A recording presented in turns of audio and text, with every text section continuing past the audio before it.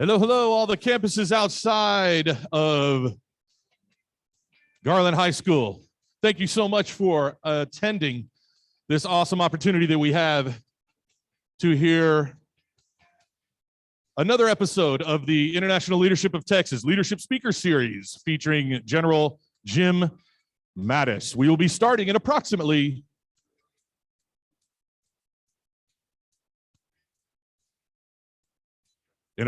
5 minutes. Please take your seats.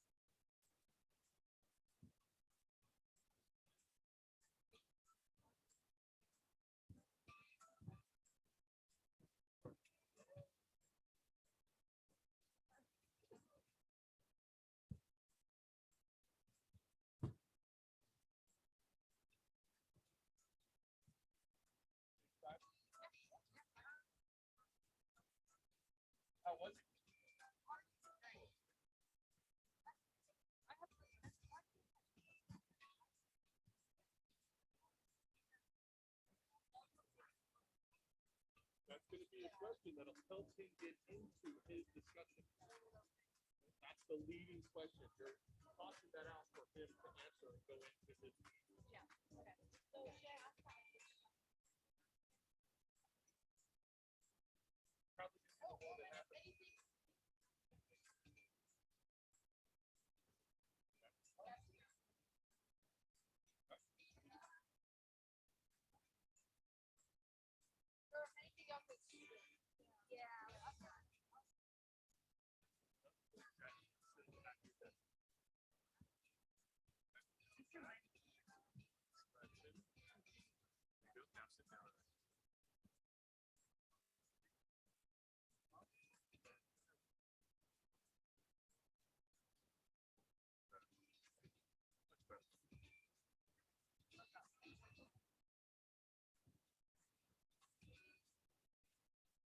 We're going to begin in 4 minutes. 4 minutes.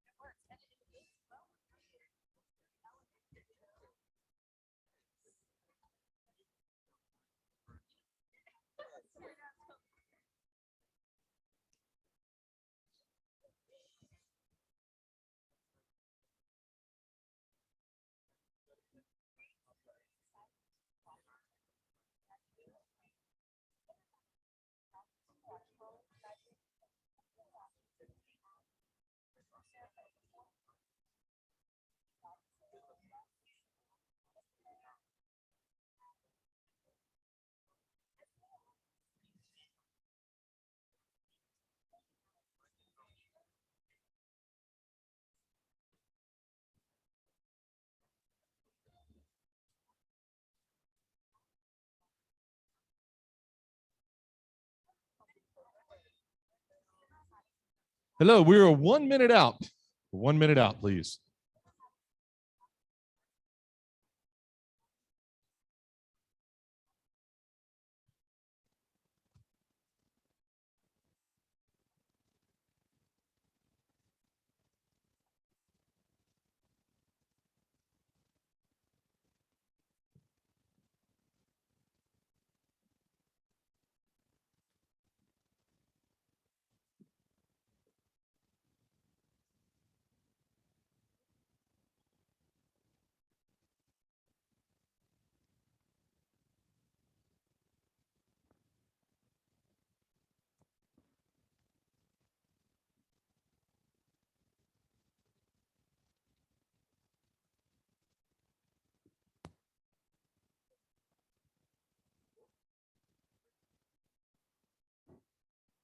Hello, hola, ni hao, Eagles. My name is Victoria Torres, and I'm absolutely thrilled to welcome you here to our first Leadership Speaker Series for the 2021-2022 school year. Today, I'm joined by my co-hosts and fellow Eagles from campuses all over the state of Texas. Hosts, go ahead and introduce yourselves. Hello, my name is Alejandra Becerra. I am a senior from Windmill Lakes Orem High School, and this will be my 5th year with ILTexas. Hi, my name is Jim Mattis. I'm representing Arlington Grand Prairie High School, and this will be my 9th year with ILTexas. Hello, my name is Sanita. I'm a senior from International Leadership of Garland High School. This is my 3rd year being ILTexas. Hello, my name is Sheldon Williams. I'm also a senior, and this is my 5th year with ILTexas Lancaster DeSoto High School.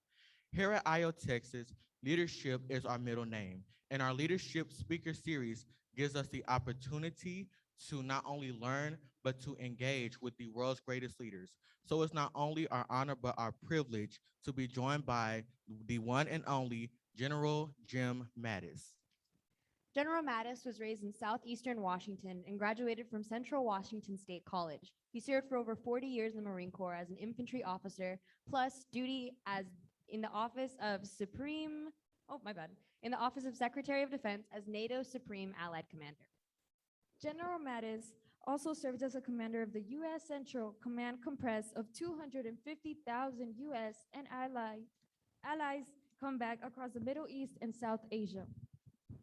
General Mattis retired in 2013, where he was named a Davies Family Scholar at Stanford University's Hoover Institution. Subsequently, he served as the 26th Secretary of Defense from January 2017 through December 2018.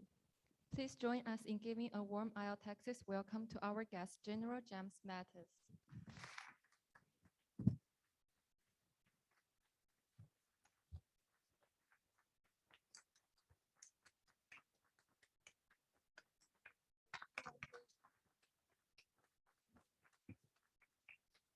Hey, thank you. Well, thanks very much for having me here today. And it's a pleasure to do this. You know, some things in life are work and some are fun. And I want you to know that when someone with my color hair, notice it's gray, gets a chance to talk to young people, the whole point, my fun young students, is to say, here's what I learned along the way. Here's what happened to me along the way. And pass it on. The idea is that we help you start off on your adult life. And I think that what we can do here today, I'll talk for just a couple minutes, and I know I'm talking to you here, but also to the students who are connected virtually.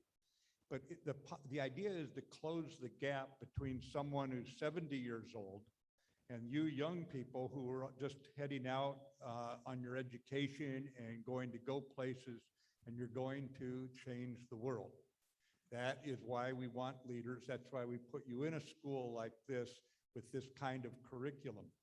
At times you can wonder how it's going to apply. So I'm going to tell you some things I learned along the way today about leadership. And the idea there is that I tell you what worked for me. Now, what you have to do is decide which of those things apply to you, which sounds like it's part of you, because everybody's a little bit different. And let me tell you something.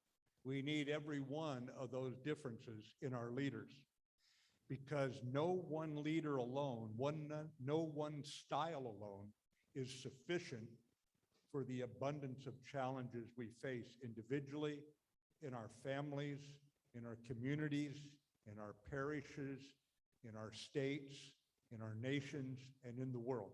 It can't work that way. Life is too complex. So we need every one of you.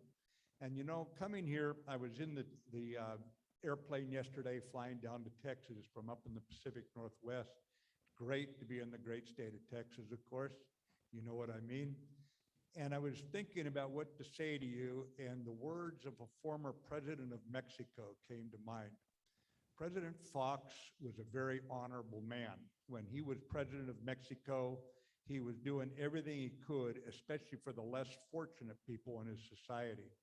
And he came up with an understanding, and this is one of the things I want to say right up front to you, and I want you all to listen to this even if you nod off and go to sleep later on, okay? And it is this, that the only shortcut that you can find to happiness is serving others. Now think of that. Here's a man who's been a corporate executive, a man who went through college, a man who has worked very hard in many jobs, eventually ran for office and was elected as president of Mexico. And as he looks back, he says the only shortcut to happiness, not the only way to get to happiness, but the only shortcut is to serve others. Right here in this school, are you helping each other to get through your classes? If you have a friend who's not doing as well in one class, here, are you helping each other when you go out and you're out on your physical education field, that sort of thing. It starts in any time or place. Anywhere you're at, you can do it. But if you were to sum up what leadership's all about, it's those three words of putting others first. Because if a leader is not doing that, between you and I've seen a lot of leadership. I have never seen a true leader who does not put others first. Now, you can say, now, wait a minute.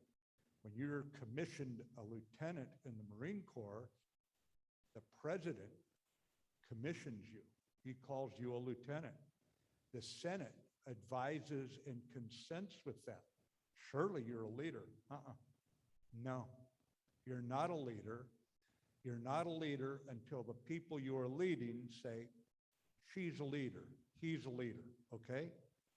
In other words, you can get an assignment, you can get a promotion, you can get a lot of things, but only people who can declare you a leader is not you, and it's not your seniors.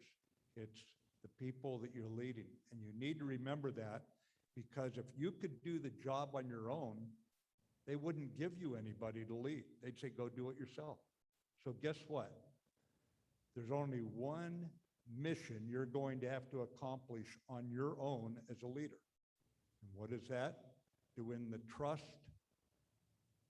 and the sense of competence in the eyes of your subordinates. You have to win their hearts and minds every day, because they're going to win all the battles. They're going to win all the awards your unit gets, because you cannot do it on your own.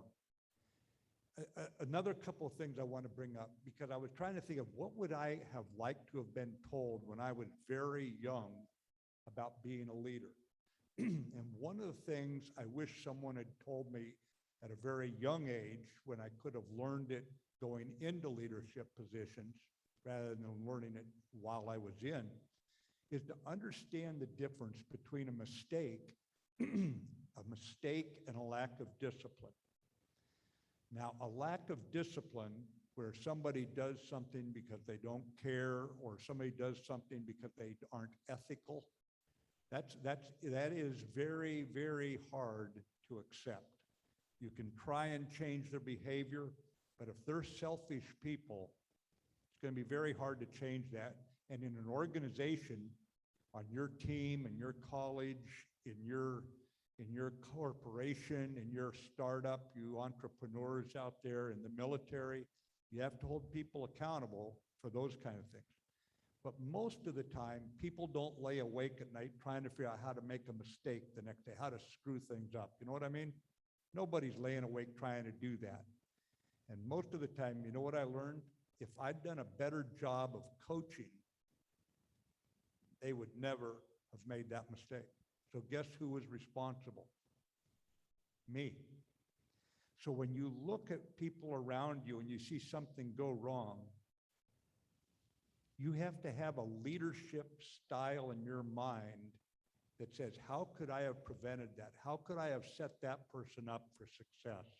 How could I have made certain they never had to learn that lesson the hard way? The style that worked for me was player coach. We were talking earlier before we came in. What I wanted to do, like if it was basketball, I wanted to be able to dribble the ball, shoot the ball. I wanted to guard somebody. I wanted to be a good player.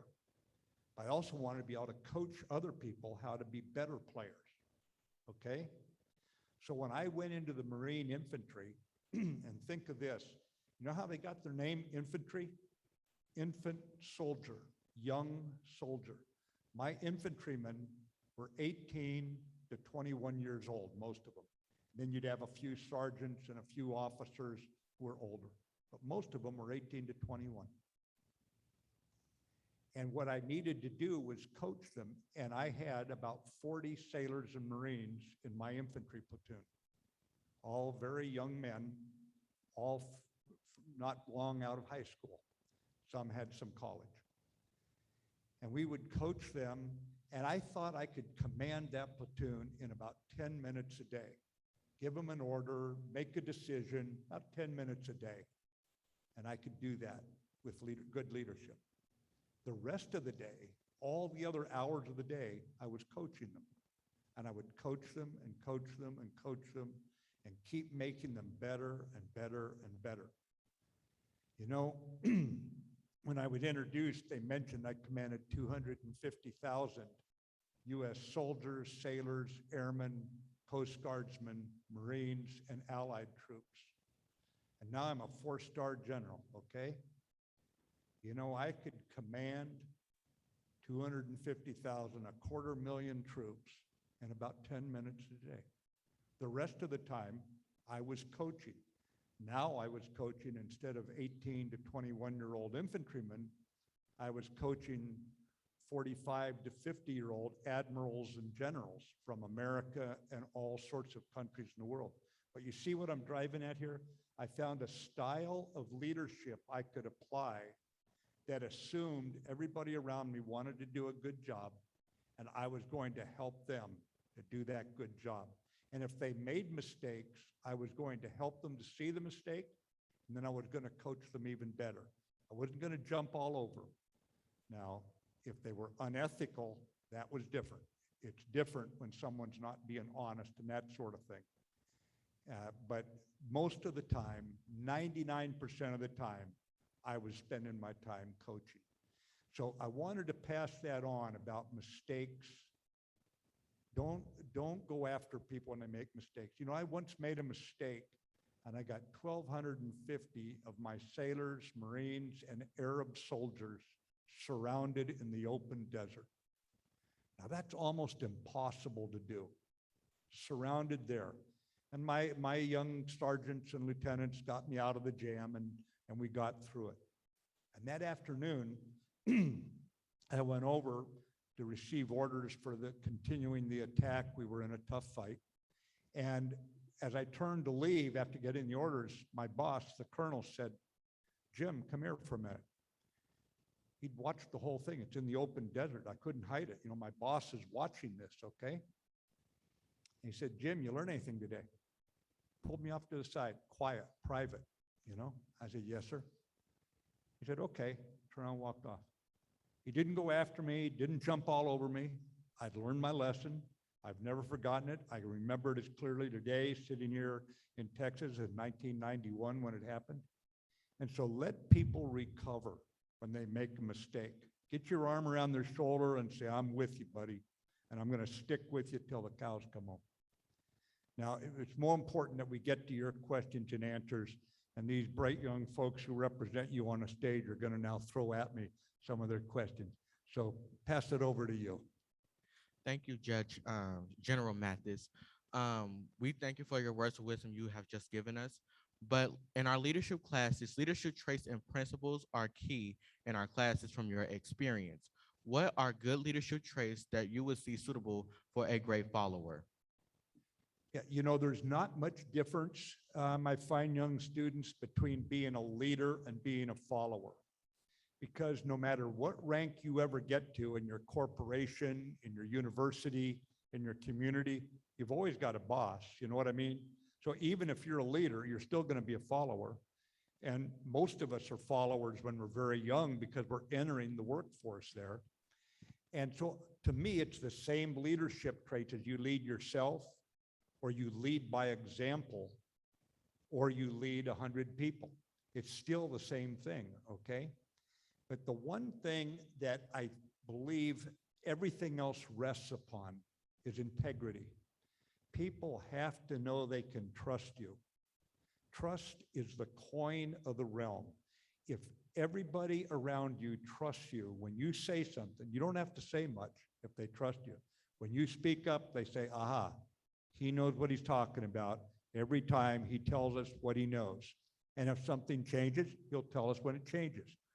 Or she's anticipated what's coming, and leaders are also sentinels watching for what might happen to their team and trying to make sure you're ready. And so when they speak with integrity, you say, I'd better do something about it, just because you naturally respect someone who speaks with reliability for telling the truth.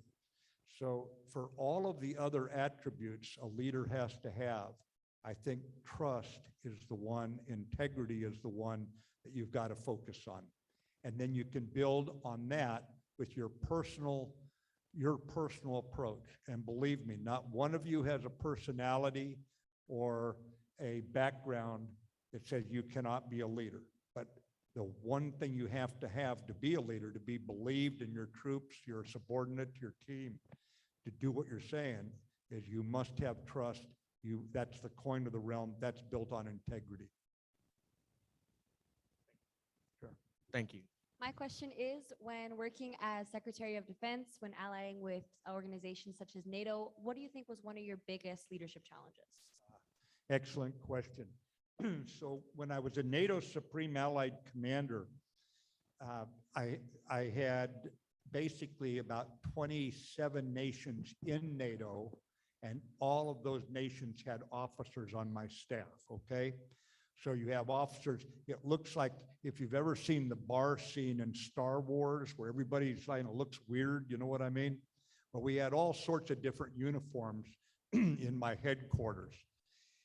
But what I would run into once in a while was, because the Americans had the biggest military, the most capable military, at times I had to caution my American officers, and I'd tell them, not all the good ideas, my friends, come from the nation with the most aircraft carriers. Good ideas can come from anywhere. And here's what I used to explain how this works in a real leader. I often just took for granted that we had this country, this big experiment we call America. I mean, I grew up in it. It's always been here as long as I lived. So yeah, we got America. And then I realized that when we fought our Revolutionary War against the British, our colonial masters, there was nothing certain about that. In fact, the army that we defeated was the finest small army in the world. And a few years later, the British Redcoats would defeat Napoleon. So come back to America. How did we end up with this country?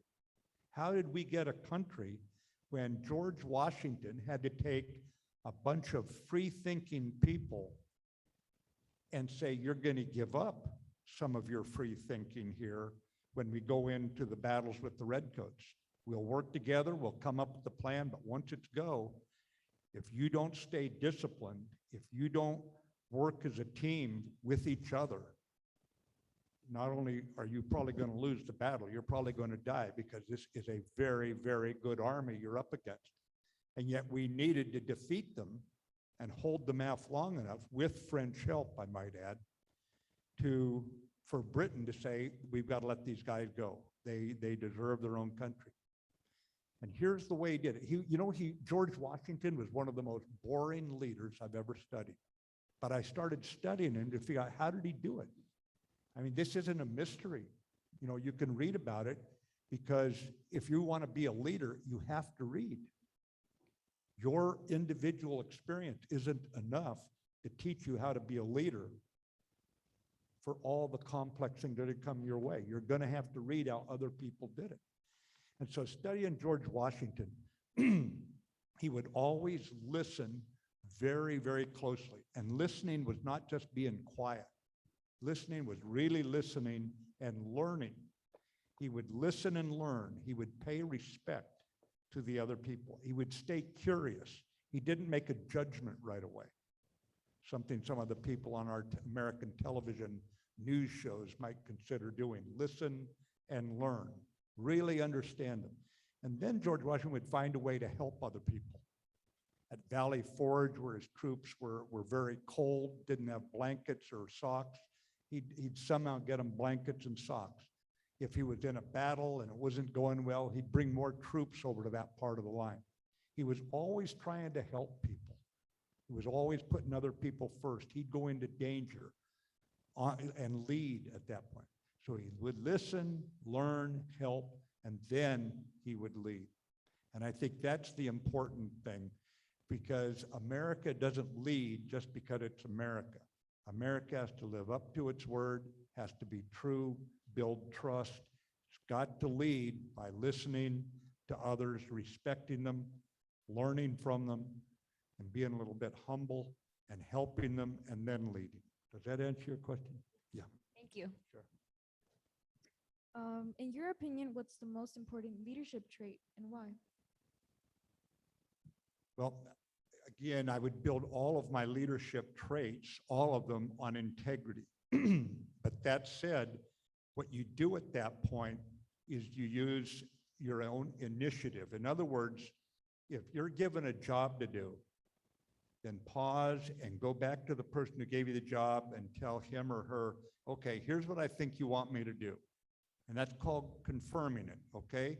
They say, no, that's not what I meant. Then they reword it and say, okay, I got it now, thank you. So you want to first confirm what's going on, and then here's the answer to your question. Then you apply your initiative. In other words, we don't want you to be some automaton, like a little machine. We turn you on, we turn you off, okay? What I would do is I would say, here's what I want you guys to do. Now, sometimes I was talking to 40 sailors and Marines. Sometimes I was talking to 23,000. So I had to make it very clear.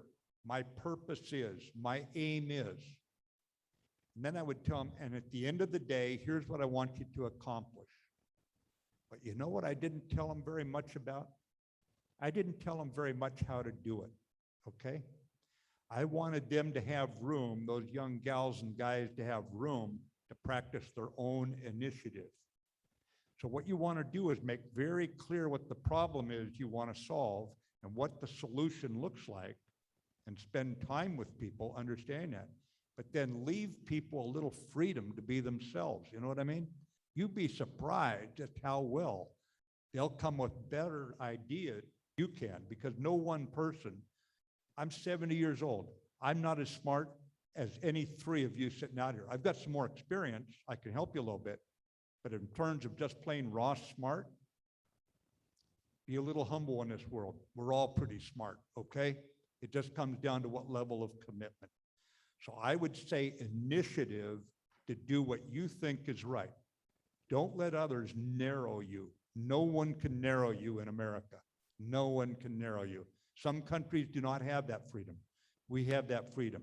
You look deep, you look long, you look wide, and use your initiative and say, I'm going to make a difference here, and I know how I can do something even better. And so I would say it'd be initiative built on integrity and expanding on integrity. Thank you, sir.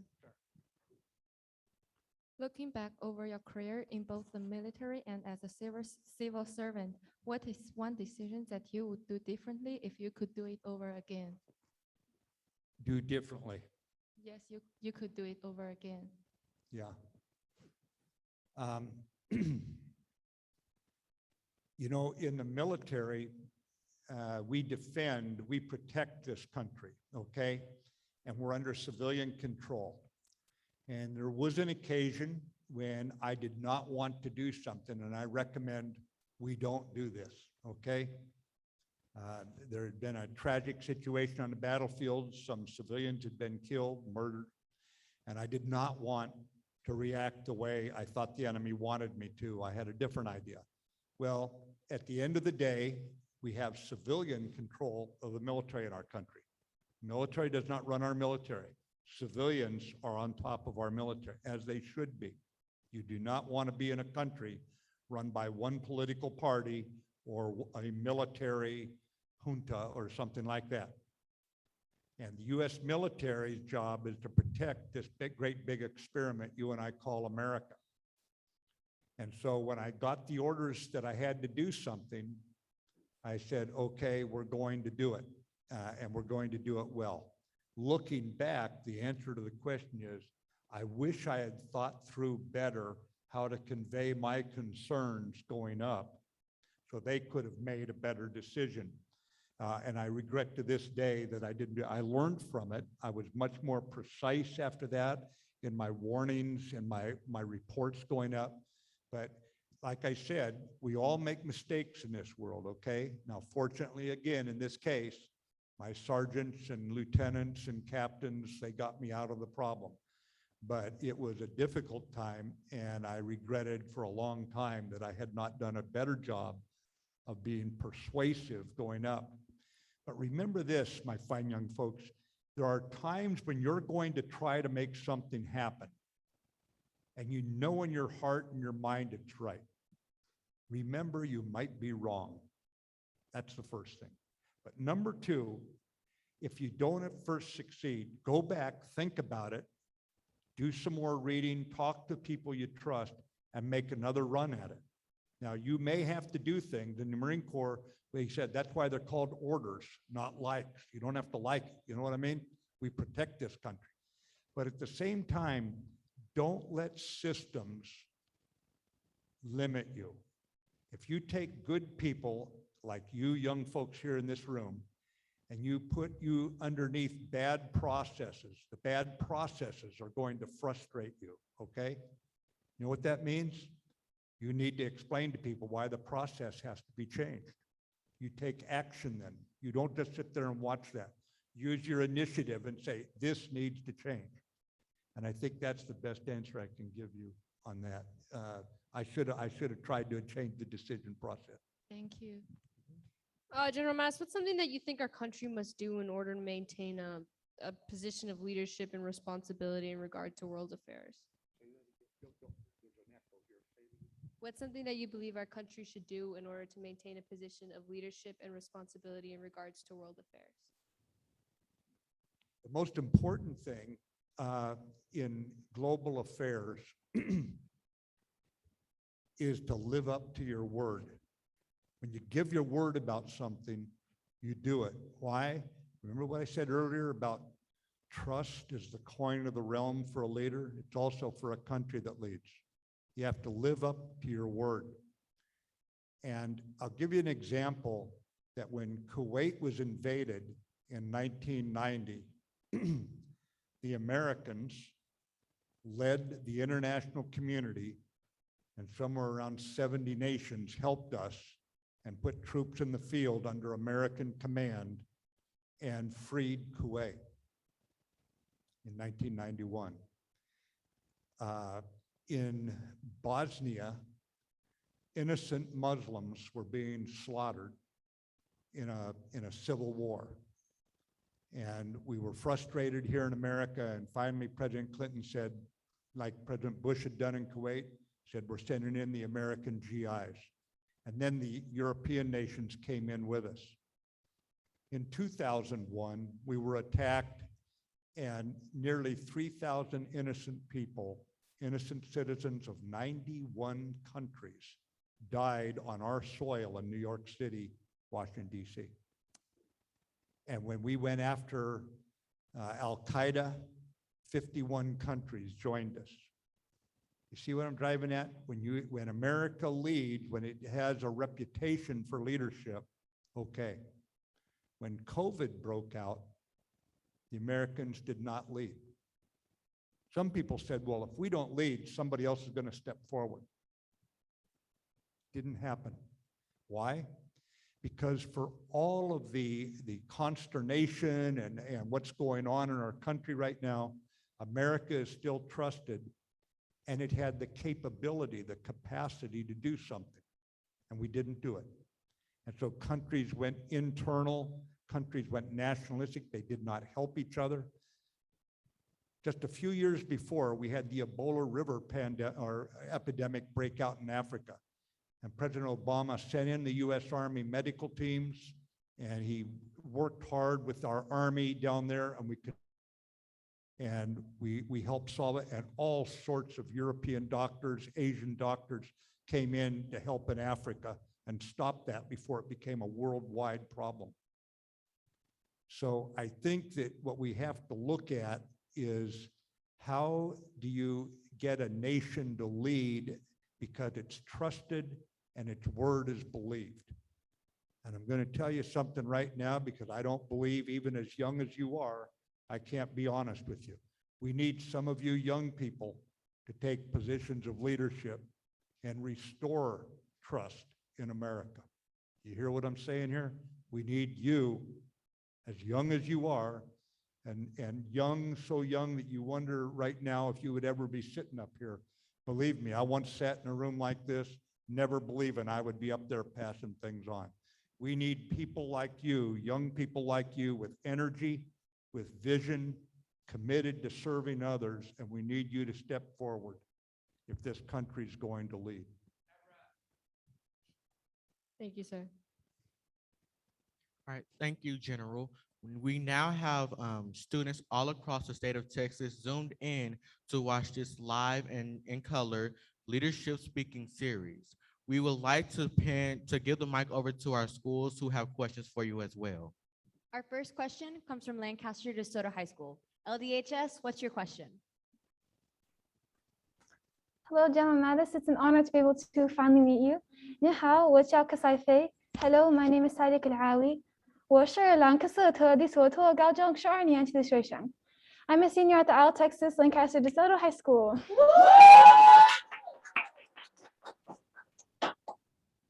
I've been studying Chinese and Spanish at ILT since I started here in 8th grade, and since then I've been given so many wonderful learning opportunities, like being able to go to China and even be able to talk to you right now. One of the most important aspects of life here at ILTexas is our mission statement. Our mission here at ILTexas is to prepare students for exceptional leadership roles in the international community by emphasizing servant leadership, mastering the English and Spanish and Chinese languages, and strengthening the mind, body, and character. La misión de ILTexas es preparar a nuestros alumnos para los liderazgos excepcionales en la comunidad internacional, haciendo hincapié en el liderazgo de servir, los dominios de los idiomas Spanish, el Chinese, en el inglés, y el fortalecimiento de mente, cuerpo y carácter.的克萨斯州国际领袖学校旨在于培养学生在国际社会中卓越的领导才能。我们想到学生在训练中国英语、西班牙语和中文的前提下，加强奉献式的领导精神学身体头脑和品德的锻炼。I wanted to highlight one of the most important aspects of our mission statement, and that would be servant leadership. Servant leadership means that you put the people you serve on a pedestal. It means that you put others before yourself. And I just thought that was such a beautiful part about what being a leader should be. A leader should be someone who puts others above themselves instead of putting themselves above others. I wanted to ask you about a part of being a leader that is not so beautiful and pretty, and that would be having to make hard decisions. Decisions you do not want to make, and decisions you might regret later on in the future. I want to ask you, have you ever had to make a hard decision you didn't want to make or might have even regretted later? If so, how did you deal with that situation? And what do you suggest to us future leaders who might have to deal with that kind of situation in the future? She's asking if there's any decisions that you had to make that you maybe.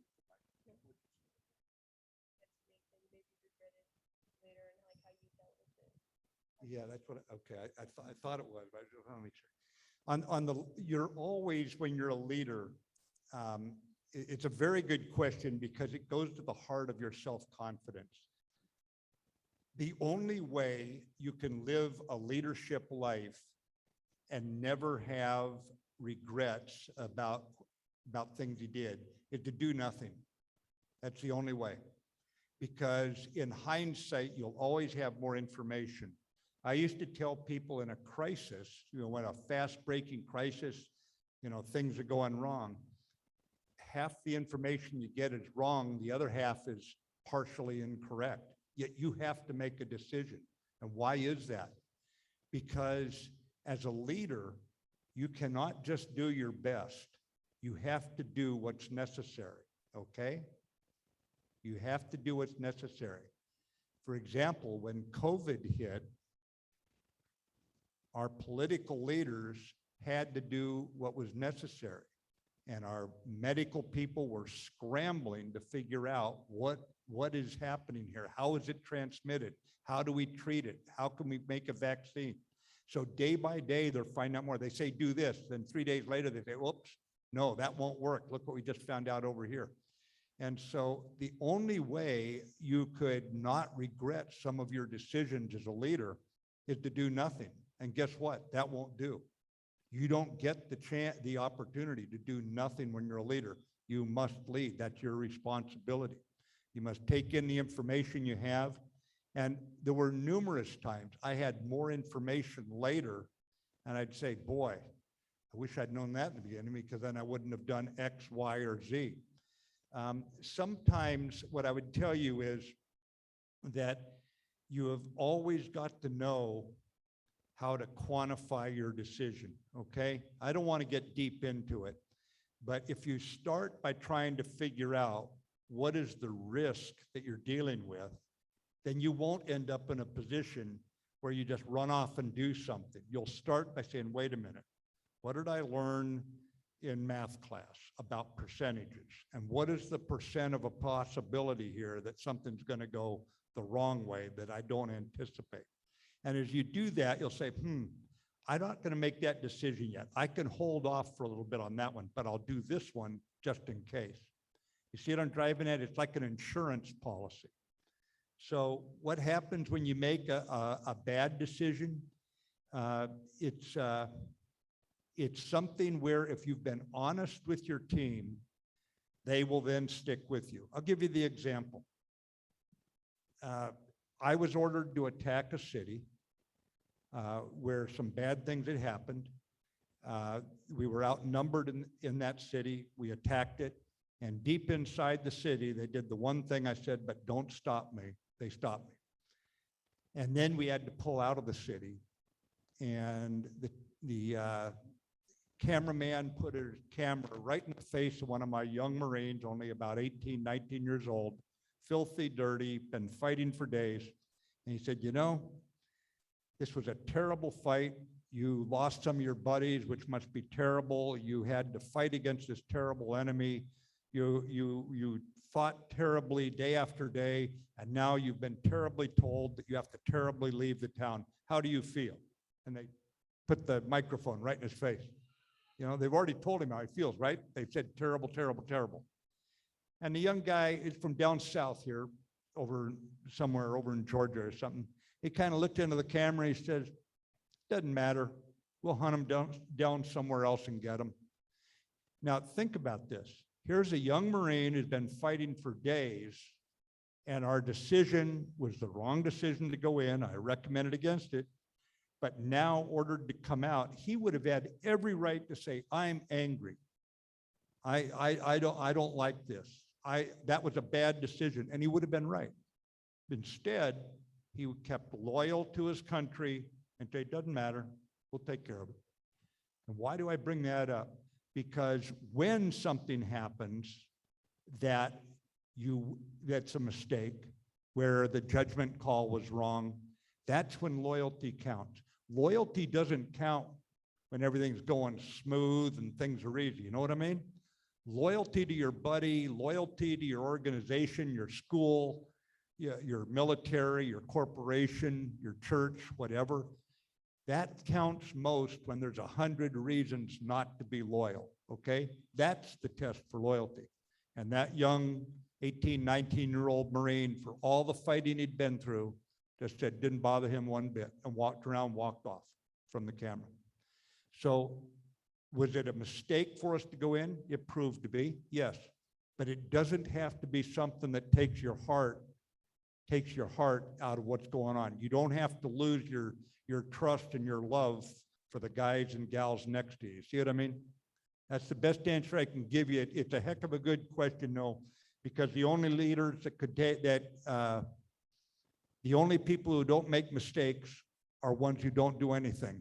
And a leader's got to do something. So you can't be a leader and think you're never going to make mistakes.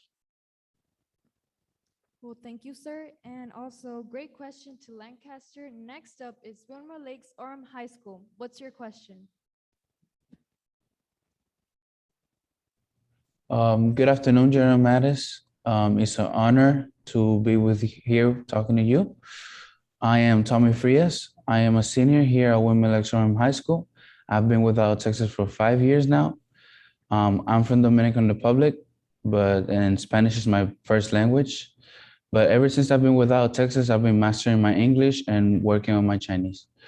But anyways, what is the greatest challenge you have encountered as a leader, and what leadership quality has helped you the most? Yeah, the greatest challenge I had was when I became the Secretary of Defense. And here's the thing, my fine young students, you don't know what's going to happen to you in life. And the only thing you can control in your life is when good things or bad things happen, how do you react to them, okay? So I get tapped on the shoulder. I've never wanted to be the Secretary of Defense. I never intended to be. I had a very good job, but I was raised and I was told by my parents and their generation, basically, that a country did not have to be perfect to be worth fighting for, so long as it was always trying to get better. So when I got called to be the Secretary of Defense, the important thing for you to remember is you don't want to be in a position where you're not ready, because it'd just be a sick feeling in your stomach because you think, gosh, I'm not ready. So you've got to keep reading and learning and stay curious your whole life. Never stop learning like you are here. You're in a great school system here.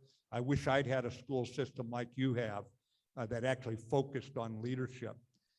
But what I would do in that job then was different from what I'd done when I was wearing a uniform. And so what I had to recognize was that people, honest people, could disagree strongly about certain policies.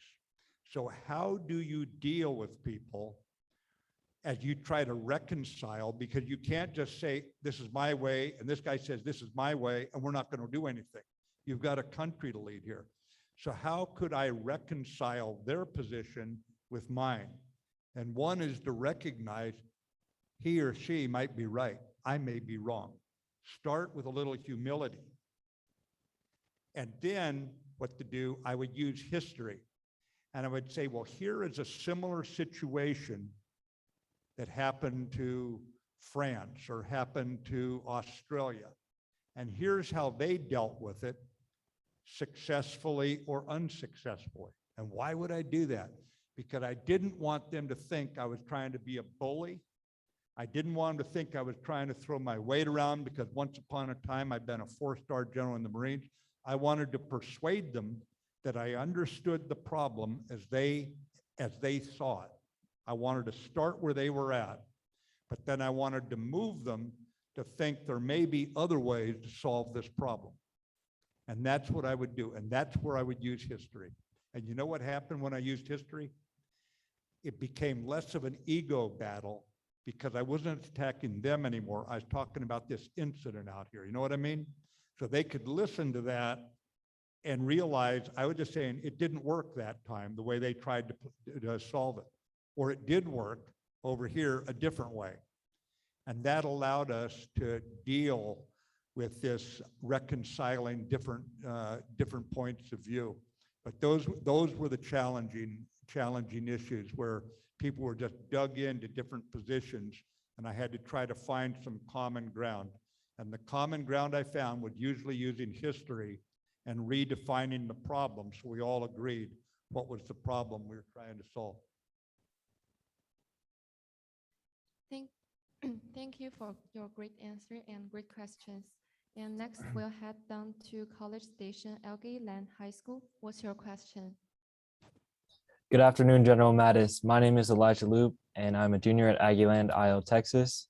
My question is, did you ever have to make a decision when you did not have all of the necessary intelligence? If so, how did you decide to proceed with minimal amounts of information? Yeah, actually, I believe that I probably made 90% of my decisions where I was not comfortable that I had all the information I needed. So one thing I recognized was I need to have a feedback system that when I made the decision, if the feedback came in quickly and I'd made a bad decision, we could adapt quickly, okay?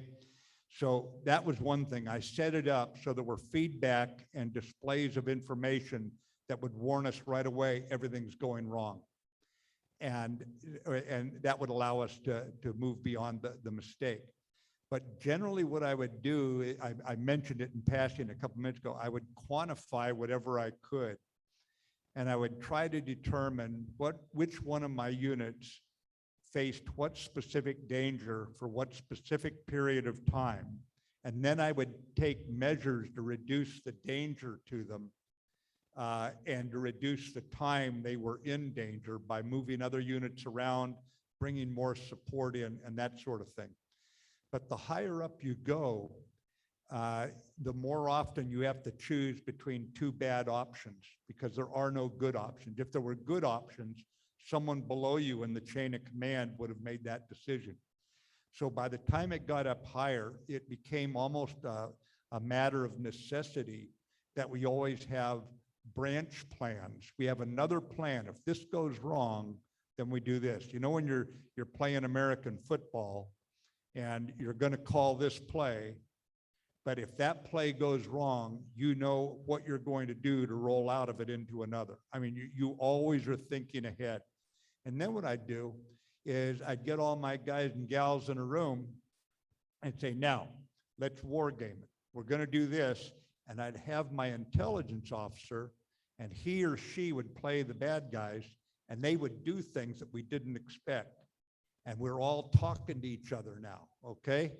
And by doing that, you had an immediate action. You had another play. It's like a 2-minute drill in football. You know exactly what you're going to do for those 2 minutes if that's all you have left in the game. And we would have 2-minute drills that allowed us to adapt faster than our adversary.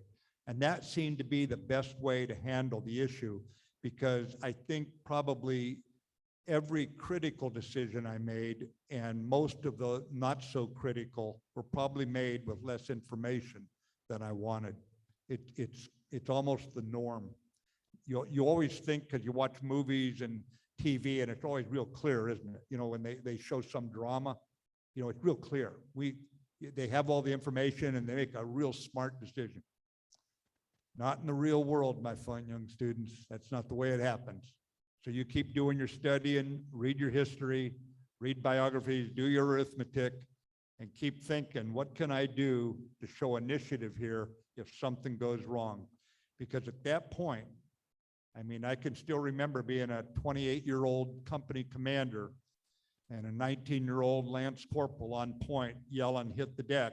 And you don't get in big, long discussions with the young person about who outranks who. You just lay down real quick, okay? So your age doesn't matter. If you do your homework, if you take responsibility for your own learning, and you really do a lot of work at that, you may be the smartest person in the room.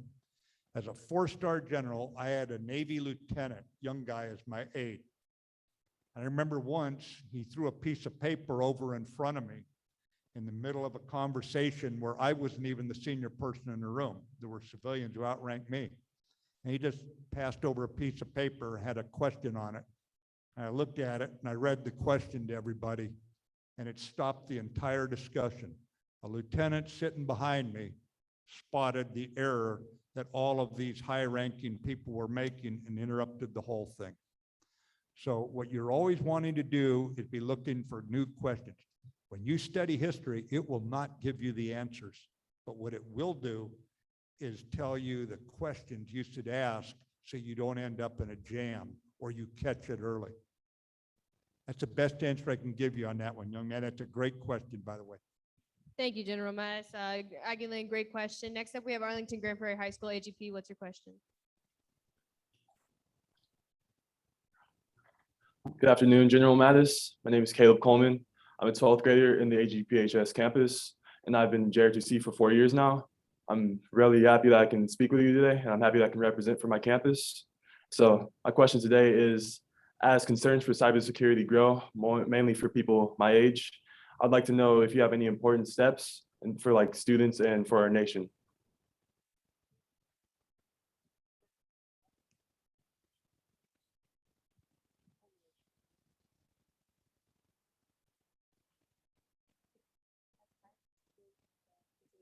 What is the most important steps for us young people and the nation going forward? Okay, on cyber, ladies and gentlemen, let me explain where cyber fits in the military, because it'll help you to understand where it fits in the wider domain of protecting the country. People have fought on the Earth's surface, on the land and sea for a couple thousands of years. For the last 100 years, a little over 100, they fought in the air. And now in the last dozen years, we've started fighting in cyberspace, okay? So it's a new domain. Think land, sea, air, cyber. And what we do now, if you walk into an operations center, a joint forces operations center, where you see the Air Force bomber guy sitting at one desk and the Air Force fighter guy at another desk and the Navy guy at this desk and the Army missile guy at this desk, and you got Army, Navy, Air Force, Marine Corps, you got foreign officers. You'll also see a couple of people there at what's called the cyber command desk, okay? And what they're doing is integrating, remember the word, integrating into the leader's view of how he's going to run that organization, the cyber effort in the cyber domain. What we're going to have to figure out in our country, because we're a free country that runs on information, freedom of information, freedom of press, freedom of speech. How are we going to run a democracy in a country where other countries are purposely using that domain to steal secrets from our companies, using that domain to influence people in elections and make you hate him, hate him? How are we going to deal with this?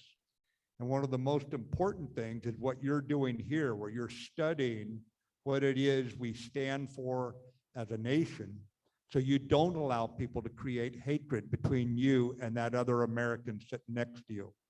I think right now, I'm less concerned right now with the Chinese Navy or the Russian army or the terrorists than I am with what we're saying about each other in this country. We need you young people to grow up and say, I'm not buying that. I'm not going to hate the person next to me because they think differently politically, because they don't go to the same mosque or church or synagogue where I go. I'm just not going to hate them. I'm going to keep respect for other people, and there's nothing I'm going to read on the internet that's going to make me hate my fellow man or woman. And that is the area I wish more than anything people of my age would commit to, instead of putting out all this language of rumors and conspiracy theories that would make you think we're all crazy. We're not all crazy. We need to maintain our friendliness and respect for one another. And that, I know it's not a technical answer to the cyber question, but it's a human answer. And right now, we need human answers on this if we're going to keep this great big experiment we call America in one piece for your sons and daughters someday.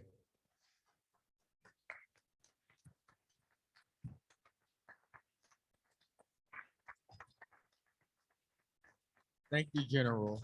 Also, thank you, Arlington Grand Prairie, for the question. Next we have up is Katie Westpark. Good afternoon, General Mattis. My name is Mafa, and I'm a sophomore here at Katie Westpark High School. And my question to you, sir, is since this year is our first year having a MCJRTC program, I wanted to ask if you being an ROTC program influenced your decision to go to the Marines. Yeah, I was not as fortunate. I will tell you right here, we did not have ROTC. I was in a small town on the Columbia River. We did not have the opportunity when I grew up. But here's what happened to me, my fine young students. Because the draft was on in those days, we had to go. All the boys had to go when they made 18, unless they were in college. And then they had to go into the military when they got done with college, all right?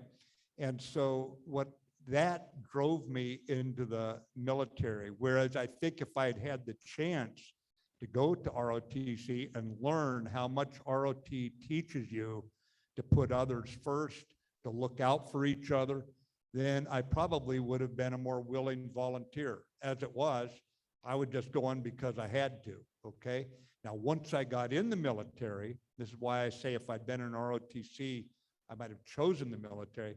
Once I got in the military, I absolutely fell in love with the sailors and Marines. They were the most rambunctious, high-spirited, unselfish young folks I'd ever been around. And I just loved being around them. And tell you the truth, that's why I stuck around there for 40 years. It wasn't because I loved the jobs, okay? You don't love the job of when you're out in the rain, getting soaking wet and you're cold at night. You don't love a lot of jobs in the military. But to serve along such wonderful, selfless people, that's why I stayed. So I didn't have the chance to go through ROTC in high school or college, but I will tell you that if I had, I think I would have discovered that a lot earlier in my life and had more of a sense of purpose younger. Thank you for that great answer, and thank you for the great question, Katie West Park. Our next question comes from Keller Saginaw. KSHS, what's your question? Hi, my name is DJ Hardy. I am part of the Keller Saginaw campus. I'm a senior. I've been going here for about 5 years. And thanks to this school, I've been able to develop my own leadership skills and being able to do things like run a political organization, as well as lead conversations about race in America with staff and students. So my question is about leadership. As we all know, failure comes with the job. So my question is, do you have an example of when you were planning out an operation and the outcome was the opposite of what you wanted the desired outcome to be? And if so, what did you learn from that experience? Yeah, another good question, because one of the reasons I come out and talk to young students is I want to tell you about the mistakes I made. And for example, right after 9/11, I had a whole lot of folks in Kandahar. This is about 2 months later, and Kandahar was the spiritual home of the Taliban, and that's where Al-Qaeda had their training ground.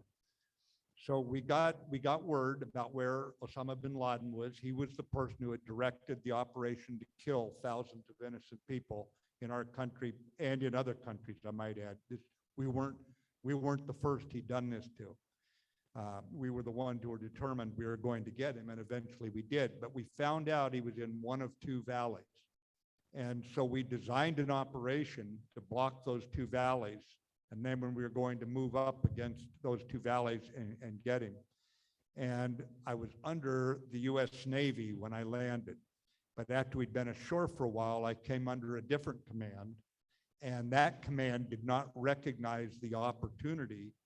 So here I had actually planned the operation, but because I hadn't spent time explaining to my boss that we had this chance, I just assumed that he saw the opportunity like I did. He had not seen that. And then it turned out they said they wanted local troops to go get him. Now, if I had been connected better, if I had not made the mistake of not spending enough time with this new boss I had, he's 2,000 miles away, I had to talk to him by radio. That's no big deal. If I'd done that, I would have told him as soon as I heard that he was going to hold off, that the troops who were in the area were Tajiks. They were not Pashtun. They were more foreign than we were because we were seen more or less as outside guys, whereas Tajiks and Pashtuns had fought it out at times over centuries, kind of long-term adversaries. So here we'd planned one operation and we got completely thrown off because internally we hadn't talked about it. You'd say, are you crazy? We made too many assumptions there. And Osama bin Laden got away at that time, and it took us 10 years to hunt him down and finally get rid of him. So that's an example of how you plan one operation unaware that you're out of touch with another part of your team. It'd be like you're on a football team and you don't go into the huddle, and half the team thinks you're going to pass the ball and the other half thinks you're going to run it. That's not going to work well, is it? You know, you're doing two separate things. So what you want to do is always make certain you find common ground and clarify to each other when you're on a team and you're going to do a presentation in class, who's going to talk about what part, and what's the start and what's the end. So everybody's got a role to play. You don't just assume it's going to happen. And that was probably the best example I can give you, where we planned one thing and something completely opposite happens. What I learned from it was you got to spend time getting in touch with people and making certain they understand what you're thinking. May turn out you're wrong too. Maybe when you go to them, they say, oh, no, that's not the case. But you work it out back and forth. But don't just assume it's going to go automatically where it ought to go. I can almost guarantee as a leader, it will not go that way. Well, thank you, sir. And also thank you, KSHS. Now we got a guest right here in our studio audience, Garland High School. What's your question? Good afternoon, General Jim Mattis. My name is Bijane Keen Valentine Kapushishi, but I go by Keen. I am from West Africa, and I have been with ILTexas for 4 years now. And my question for you was, which of your previous leaders has had the greatest influence on who you have become as a leader, and why? What a question. I've had so many good role models, coaches, leaders around me. I mean, I think I'm the luckiest guy on earth. But let me tell you what happened when I was 21 years old. I'm a second lieutenant. I'm out of college. I've got my platoon of 40 sailors and Marines, and my senior enlisted guy I'm 21, he's 22, and he's a corporal. And he was an immigrant from British West Indies, green card holder. And his name was Wayne Johnson, so all the Marines called him John Wayne. And Wayne Johnson would talk to me constantly. Here's this brand new lieutenant. Okay, I've got over a year of training, but this is my first time in the Fleet Marine Force. And he would talk to me about, here's the way you talk to the troops. He would talk to me about what information they needed or what they'd heard, so I knew what to say. He would talk to me about what I should do and what I should simply walk away and leave to him. Sometimes officers don't have to get involved in things. Leave it to your younger leaders, okay? And for the rest of my time, even today, I still remember his name, and that happened in 1972, okay? And I still remember his name today. He was the person who more than any other put his thumbprint on me. What's the lesson for all of you? That when you go somewhere to work, even if you're put in charge of them, they're going to determine if you're a success or a failure. So spend time with them and listen to them. Find who's been in that organization, on that team, in that corporation, in that company, who's been there the longest. And say, can we go get coffee somewhere? Can we go get a Coke somewhere? And just sit down and you tell me where you've been, what's gone on. Remember, it doesn't start with you. If you put others first, if you serve others, you want to know where they've been. You need to understand where they've been so that you're not in a position of thinking the sun rises and sets only on you.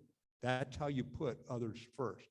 And I think that young corporal at age 21 that I was, 22, he'd been in the Marine Corps for 4 years at that point. He put more of a stamp on me that endured all the way to when I was a general and Secretary of Defense than any other individual. And he was only 22 years old, and he joined the Marine Corps when he was 18. Thank you, sir. Yeah, thanks for the question.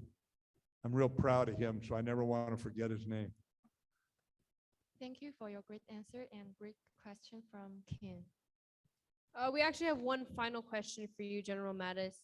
Are there maybe any words of advice or wisdom that you might have for this year's graduating class of 2022 after us having to go through the pandemic, even being kind of separated from the world for a bit, some of us even maybe losing track of ourselves almost and what we want to do for our future. And now that we're on the doorstep of adulthood, like what would you say? Yeah, you know, I'm going to tell you this. You are going to be stronger because of what you went through this last year. You are going to be stronger than those of us when we were young who never had to go through this. You will have learned something about yourself, about the value of life, about the value of friendships and being around your buddies.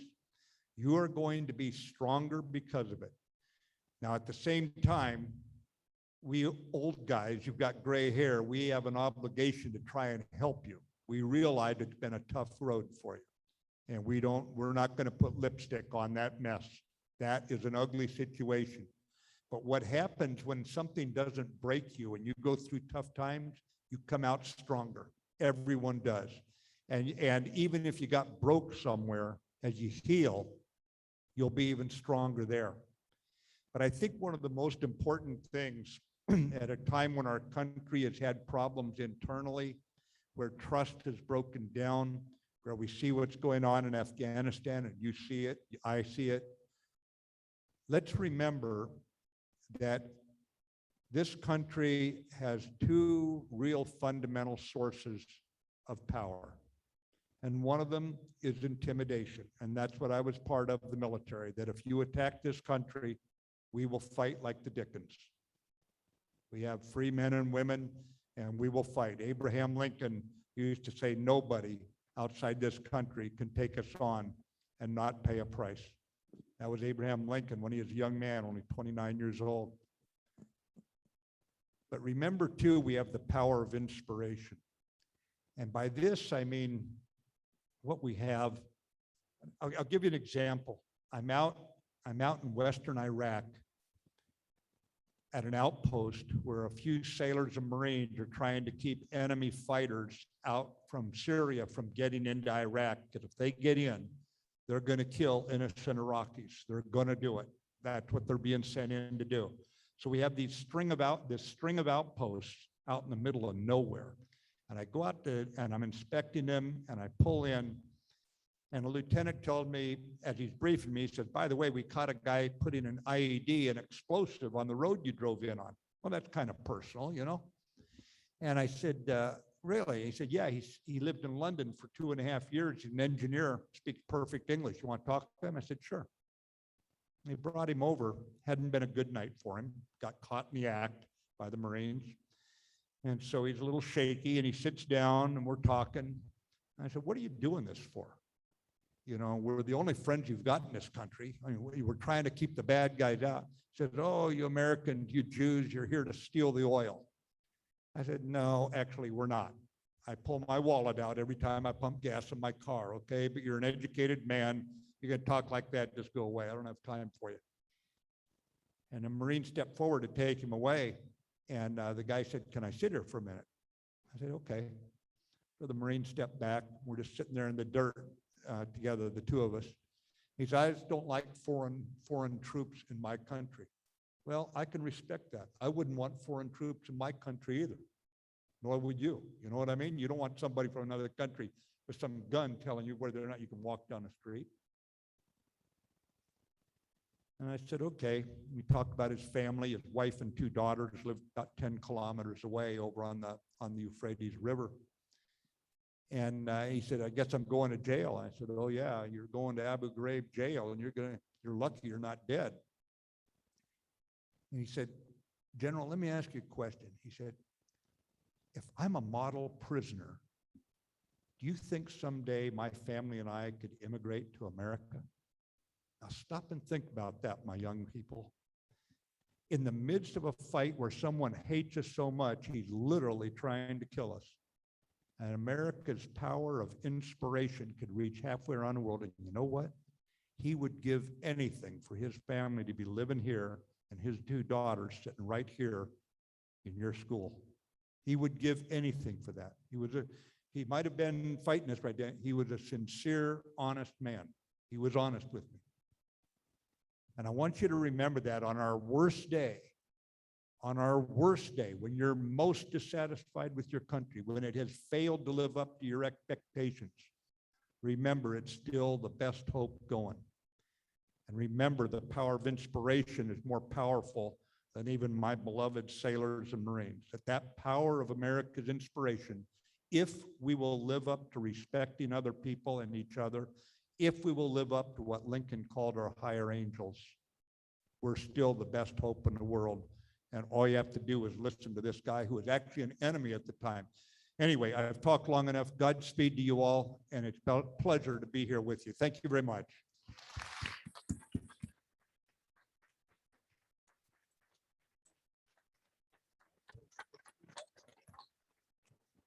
Well, General Mattis, we thank you for you joining us today and taking time out of your busy schedule.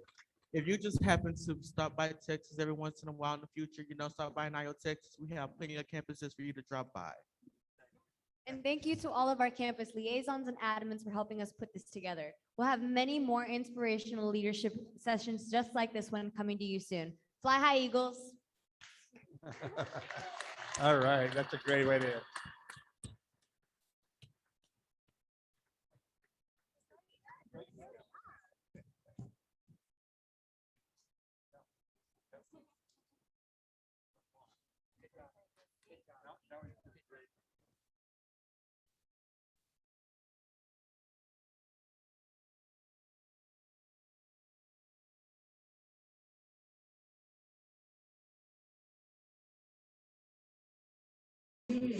Great.